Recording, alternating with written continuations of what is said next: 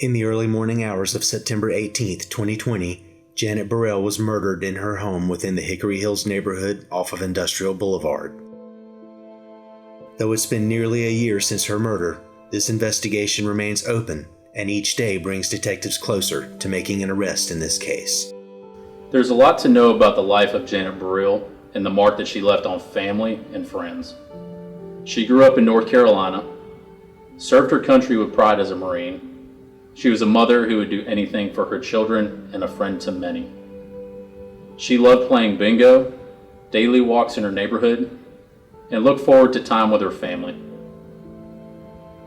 Cases like this take investigators to many places. Over time, we've come to understand how her murder has changed her family's lives forever. So I think the earliest memory I have of my mom was her bringing me home a puppy. I remember being very excited about that. She would do things like that. She would bring home things for us. And she just gave us what she thought we needed. And she loved to bring us home, surprises and stuff. So that's probably the earliest memory that I have. That she was kind to kids, animals, and the people in her neighborhood. They liked her.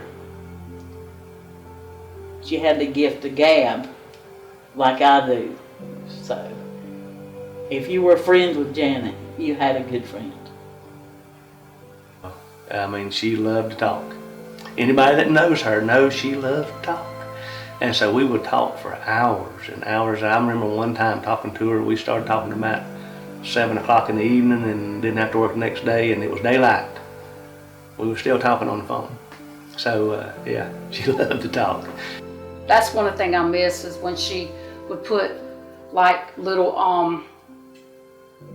things on the Christmas tree, and she would put money in them and say the elf would leave them. Or she would put little crumbs around saying that Santa Claus came. Stuff like that she would do silly. She was really funny. She was a caring person. She tried to look out for people. She would give you the shirt off her back. She really would. She would, if you needed something, she would try to make sure that you had that. She was a nice, sweet person. She would never hurt anybody. She would never say nothing about nobody. She was a very good, she was a Christian. So, I think she was a great mom. She was a veteran. She did serve in the Marine Corps. She was very proud of that, and I was very proud of that. It's probably one of the reasons I went into the military myself, because I could see how much pride she had in that, and that really had an influence on me. She did. She was a tough cookie, and she loved the military, and she was a corporal, and but we got a lot from that, from her being in the military, and I'm glad she was like that way. So this is a picture of my mom, myself, and my sister, and this is how I remember growing up. It was the three of us, and we had struggles, we had a hard time, but we always seemed to have a good time too. There were good times, there were hard times, but this was our family here, so for years.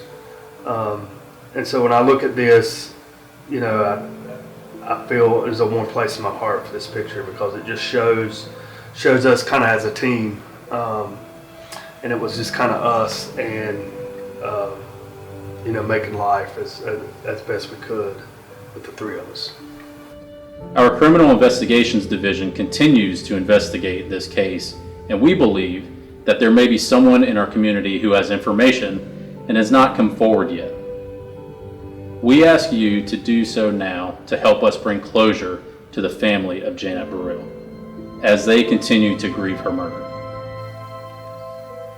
That was Mother's Day, and I kissed her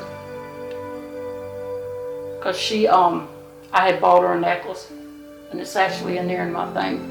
I bought her a necklace and a ring, and it was a diamond ring, and to let her know how much I loved her.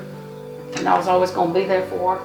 Of course, we want to know why it happened. We want justice for my mom, but we also don't want anything like this to happen to another family. So we really are hoping that someone will come forward and help us out with this. Please, we need to know what happened. You know, and just make it. You don't have to come forward. Make a phone call. Call the tip line.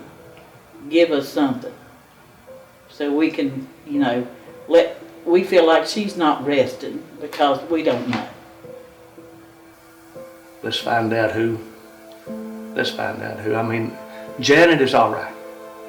She's all right right now, but somebody else coming up might not be. And we've got to find this, whoever these people or this person, whatever the situation may be. We've got to find them. The pain is never going to go away, but we just need some closure, and we're just hoping that anybody that has any information about this, it's probably would be one of the best things you have done in your life to come forward and you know, just help us, help the family. I know that everybody would be really appreciative and grateful if someone would come forward and help us with this. I get up, she's not here. I have my phone by my bed every night. I'm thinking she's gonna call me, and she don't call me. She don't text me. So it's hard. I want it to end. I want this to end. I want justice. You can share tips with Crimestoppers, and you don't have to leave your name. If an arrest is made in this case from your tip, a cash reward may be possible. You can contact the Lexington Police Department's tip line at 803-359-8477.